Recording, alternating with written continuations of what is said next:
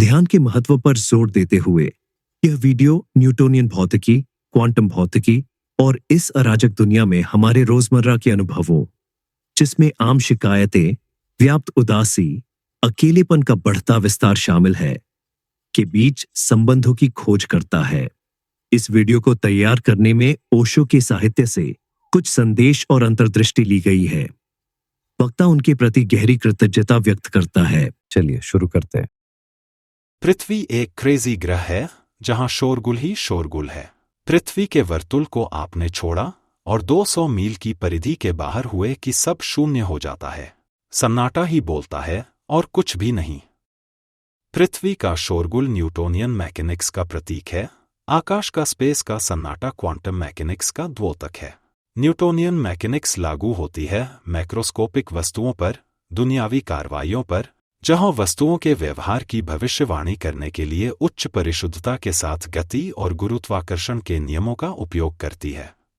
यह नियतिवाद को मानती है, जिसका अर्थ है कि किसी प्रणाली की प्रारंभिक स्थितियों के आधार पर उसकी भविष्य की स्थिति का सटीक रूप से अनुमान लगाया जा सकता है। न्यूटोनियन मैकेनिक्स मैक्रोस्कोपिक दुनिया को नियंत्रित करती है, जहां वस्तुएं शास्त्रीय नियमों जैसे गुरुत्वाकर्षण के नियम और गति के नियम के अनुसार पूर्वानुमानित रूप से चलती हैं। दूसरी ओर क्वांटम मैकेनिक्स उपपरमाणु कणों सबएटॉमिक पार्टिकल्स को गवर्न करती है और तरंगकण द्वैत अर्थात वेव पार्टिकल ड्यूअलिटी और अनिश्चितता अर्थात अनसर्टेनिटी जैसे सिद्धांतों का हमसे तारुफ कराती है। न्यूटोनियन मैकेनिक्स के विपरीत क्वांटम मैकेनिक्स संभाव्य अर्थात प्रोबेबिलिस्टिक है, जिसका अर्थ है कि यह किसी निश्चित परिणाम के बजाय केवल किसी घटना की संभावना की भविष्यवाणी कर सकती है। जबकि न्यूटोनियन भौतिकी रोजमर्रा के अनुभवों के लिए अच्छी तरह से काम करती है, क्वांटम भौतिकी परमाणु और उपपरमाणु प्रक्रियाओं को समझने के लिए आवश्यक है। क्वांटम यांत्रिकी सूक्ष्म स्तर पर काम करती है, परमाणुओं और उपपरमाणु कणों के व्यवहार का वर्णन करती है। यह संभाव्य है, जिसका अर्थ है कि यह केवल किसी कण की स्थिति या गति जैसी कुछ विशेषताओं की संभावनाओं की भविष्यवाणी कर सकता है। क्वांटम यांत्रिकी में अनिश्चितता अंतर्निहित है। क्वांटम यांत्रिकी में अनिश्चितता जीवन की अंतर्निहित अनिश्चितता में रूपित होती है। क्वांटम यांत्रिकी के अनुसार कण एक ही समय में कई अवस्थाओं में मौजूद हो सकते हैं, एक ऐसी अवधारणा जिसे सुपरपोजिशन कहा जाता है। जब तक मापा नहीं जाता, तब तक कण की अवस्था अनिश्चित रहती है। इसी प्रकार इस विश्व में कोई भी व्यक्ति एक ही समय में अलग अलग व्यक्तियों के लिए पृथक पृथक मन स्थितियों, जिसमें मानव व्यवहार के अनेक पहलू जैसे क्रोध, खुशी, आनंद, प्रेम, स्नेह, घृणा आदि शामिल हैं, में रह सकता है। पृथ्वी भरी हुई है ऐसी ध्वनियों से जो अव्यवस्थित या केओटिक हैं, अवलोकनीय या ऑब्जर्वेबल हैं और मूर्त या टैंजिबल हैं। उदाहरण के लिए वाहनों की आवाज, लोगों की बातें, बहती हुई हवाओं की ध्वनियाँ और भी अनेकानेक प्रकार की ध्वनियों और ऐसी सब अव्यवस्थाएं एक कारण और प्रभाव संबंध अर्थात कॉज एंड इफेक्ट रिलेशनशिप का पालन करती हैं, जिससे ब्रह्मांड निश्चित प्रक्षेपवक्र और अंतःक्रियाओं अर्थात definite trajectories and interactions dot के साथ शोर मचाने वाली संस्था लगता है। इसलिए हम कहते हैं कि यह सादृश्य, यह एनोलॉजी की पृथ्वी का शोरगुल न्यूटोनियन मैकेनिक्स का प्रतीक है, आकाश का स्पेस का सन्नाटा क्वांटम मैकेनिक्स का द्योतक है, एक प्रेडिक्टेबिलिटी अर्थात भविष्यवाणी एवं नियतिवाद या डेटरमिनिज्म और व्यवहार के संदर्भ में न्यूटोनियन मैकेनिक्स और क्वांटम मैकेनिक्स के बीच मूलभूत अंतर को काव्यात्मक रूप से अर्थत पोएटिकली दर्शाती है। पृथ्वी भरी हुई है ऐसी ध्वनियों से जो अव्यवस्थित या केओटिक हैं, अवलोकनीय या ऑब्जर्वेबल हैं और मूर्त या टैंजिबल हैं। आकाश की शांति अर्थात साइलेंस ऑफ स्पेस क्वांटम यांत्रिकी के नियमों का पालन करती है। अंतरिक्ष शांत, खाली और रहस्यमय है, ठीक क्वांटम क्षेत्र की तरह। इस प्रकार इस सादृश्य से पता चलता है कि न्यूटोनियन यांत्रिकी शोरगुल वाली और पूर्वानुमानित है, जबकि क्वांटम यांत्रिकी शांत, अनिश्चित और विरोधाभासी है, ठीक वैसे ही जैसे पृथ्वी की आवाजों और अंतरिक्ष के विशाल शांत खालीपन के बीच का अंतर है। अब फिजिक्स की इन दो शाखाओं के सापेक्ष हम स्वयं को देखते हैं। हम अपने को उलझाए रखते हैं। हमारा बाह्य मन सदैव ऑक्युपाइड, सदा व्यस्त रहने की वृत्ति धारित करता है। हम अव्यवस्थित या केओटिक रहते हैं, अवलोकनीय या ऑब्जर्वेबल हैं, और हमारे सारे कार्य मूर्त या टैंजिबल हैं। हमारी भावना, जिनका किसी न किसी गतिविधि के माध्यम से दुनिया के सामने प्रदर्शन हो रहा है, न्यूटोनियन मैकेनिक्स पालन कर रही हैं, विशेष रूप से कॉज एवं इफेक्ट या कारण एवं परिणाम के नियमों का। इसे यूं समझें कि हमारा मन उसी की आकांक्षा में ही जीता है जो नहीं मिला है। इसलिए न्यूटोनियन मैकेनिक्स में न्यूटन के तीसरे नियम की प्रत्येक क्रिया की प्रतिक्रिया होती है के तहत मन के लिए जरूरी है कि जो मिला है उससे असंतुष्ट हो और जो नहीं मिला है उसमें संतोष की कामना में जिए। जो नहीं मिला है उसमें संतोष खोजे और जो मिल जाए उसमें असंतोष खोजे। यह हमारी चित्तदशा है। जीवन के गहरे से गहरे नियमों में से एक है कि उसी बात का पता चलता है जिसका विरोधी मौजूद हो, अन्यथा पता नहीं चलता।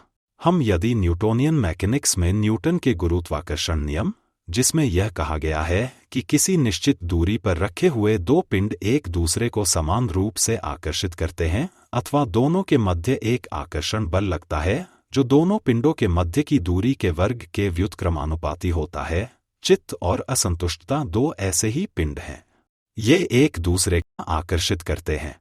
चित्त का होना ही असंतोष है, क्योंकि जिस क्षण संतुष्टि आती है उसी क्षण चित्त भी चला जाता है। असंतोष के साथ ही मन भी चला जाता है। जिनके भीतर असंतोष न रहा, उनके भीतर मन भी न रहा। अब हम इसके ठीक विपरीत की स्थिति देखें जो हमारे सूक्ष्म मन की हो सकती है। सूक्ष्म मन के अपने नियम हैं, ठीक उसी प्रकार जैसे क्वांटम भौतिकी के अलग से हैं। क्वांटम भौतिकी में समय का उस अर्थ में कोई अस्तित्व ही नहीं है जैसा कि क्लासिकल फिजिक्स में है। क्वांटम भौतिकी निश्चित समय की सीमाओं से परे है। आइंस्टीन के सापेक्षता के सिद्धांत के अनुसार किसी वस्तु की गति और गुरुत्वाकर्षण क्षेत्र से उसकी निकटता के आधार पर समय धीमा या तेज हो सकता है। मन के नियंत्रण के टूल्स में सर्वश्रेष्ठ है ध्यान, और ध्यान का अर्थ ही है समय से बाहर निकल जाना। असल में समय क्या है? हमारा अधैर्य क्या है? यह समय है। और अधैर्य आता है हमारे चारों ओर बिखरी अव्यवस्थाओं और केओस से, जो न्यूटोनियन भौतिकी के संकेतक हैं। समय का बोध आता है भीतर के तनावग्रस्त चित्त से। हम जितने ज्यादा दुखी होंगे, समय उतना बड़ा मालूम पड़ेगा।